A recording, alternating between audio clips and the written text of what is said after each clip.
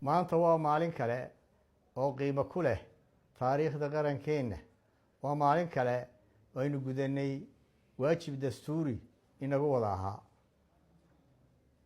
waxaanse ugu horeyn mar kale tacsi u diraya qoyska iyo qarankeena uu ka baxay madaxweynihii hore ee jamhuuriyadda Somaliland mudane Axmed Maxamed Maxamuud Siilaanyo.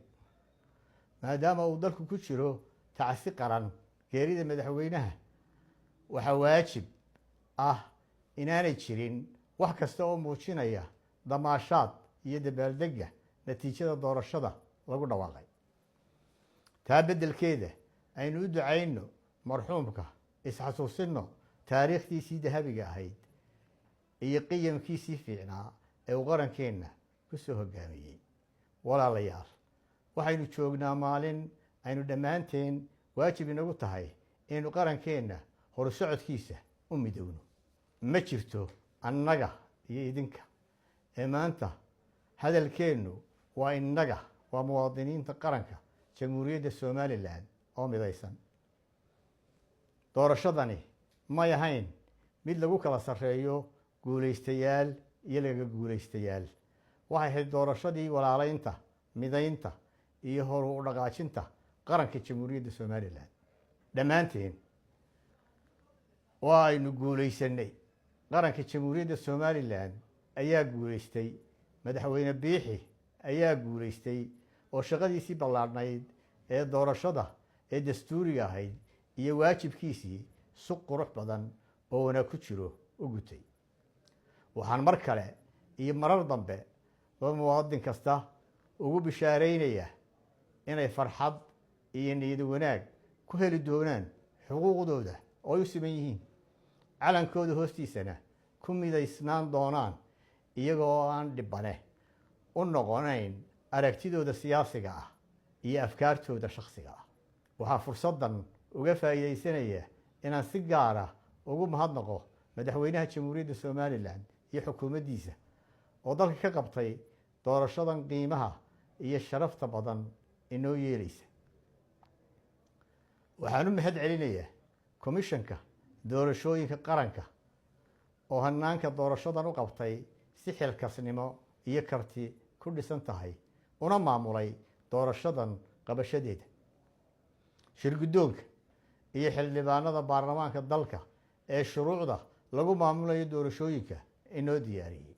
waxaan u mahadnaqayaa hoggaanka dhaqanka ee ka shaqeeyey nabadda, isu soo jiidka dhinacyada siyaasadda iyo guud ahaanba danaha qaranka. waxaan u mahadnaqayaa kormeerayaasha caalamiga ah iyo danjirayaasha dalalka Yurub ee goobjooga ka noqday doorashadan, kana marakacay quruxdeeda iyo inay gaadhsiisan tahay halbeegyada caalamiga ah.